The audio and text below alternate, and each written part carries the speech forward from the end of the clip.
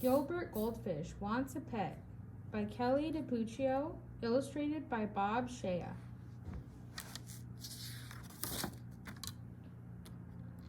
Gilbert looks pretty sad.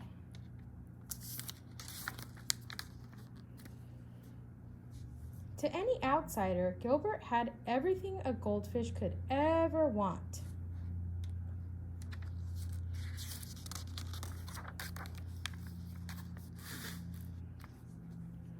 A magnificent stone castle, a treasure chest full of gold, and a feast of tasty flakes that fell from the sky just in time for breakfast each day. But the one thing Gilbert did not have was the very thing he most desperately wanted: a pet.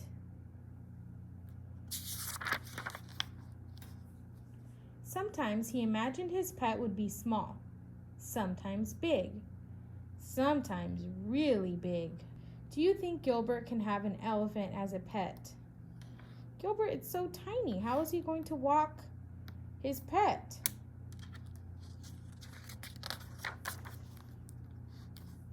Sometimes Gilbert imagined his pet would have fur, or feathers, or floppy ears.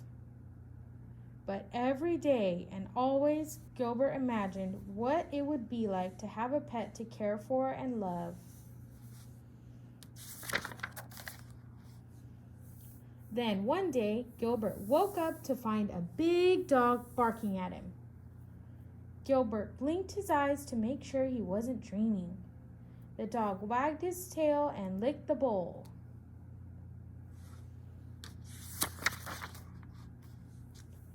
Gilbert swam around and around in happy circles. The dog ran around and around in happy circles too. A pet, Gilbert glubbed. I have a pet. So it looks like Gilbert turned that frown upside down. He's not sad anymore. The dog barked and barked and barked some more. Gilbert never dreamed his pet would be so noisy or so thirsty. A week passed. A very tired Gilbert woke up and the barky bark dog was gone. The castle was quiet again. Gilbert was just a teensy bit relieved. Why do you think Gilbert is relieved that the dog is gone? I think it's because that dog was too loud. A few days later, Gilbert noticed a small gray mouse peering at him through the glass. Gilbert's little fishy heart went pitter-patter swoosh. Gilbert's little fishy heart went pitter-patter swish. The mouse licked her paws and sniffed the bowl. Gilbert swam around and around in happy circles. The mouse, who thought Gilbert was a large chunk of cheddar cheese, ran around and around in circles too. A pet, Gilbert glubbed happily. I have a quiet pet.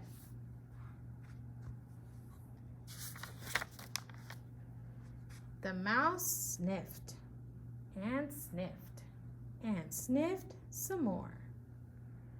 When the hungry mouse determined that Gilbert was not, in fact, a block of cheese, she ran away. And she never came back. Gilbert's little fishy heart went pitter-patter-plop. Gilbert's sad because he's by himself again. More time passed and Gilbert had just about given up on his dream when a fly landed on the rim of his bowl. Well, hello there, little fellow. Gilbert called out cheerfully. The startled fly buzzed around in circles. Gilbert jumped up and the wide-eyed fly was there to greet him in midair.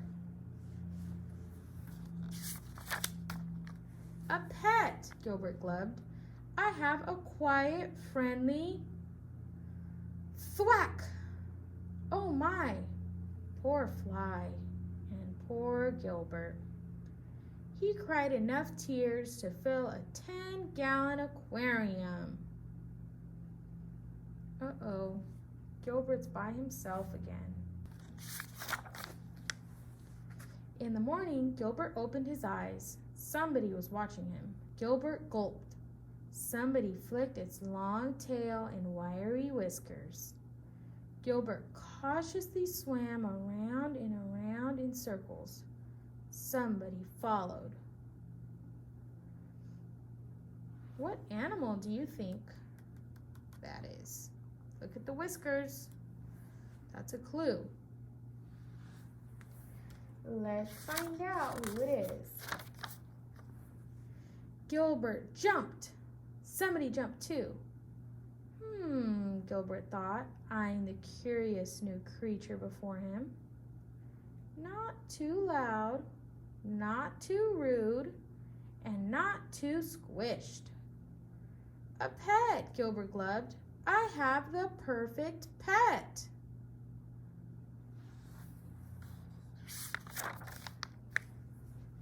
You look kind of hungry, Gilbert said. Would you like to join me for breakfast? The creature moved in closer and closer and closer, and then it took a big bite. Uh-oh. What do you think's going to happen next? Of a delicious green flake. The pink ones are really good too, Gilbert said with a smile. Would you like me to show you around the castle? Look, it's another fish. Right? Gilbert's not going to be lonely anymore because he has a new friend. Now, Gilbert really does have everything a goldfish could ever want, including a pet, Fluffy.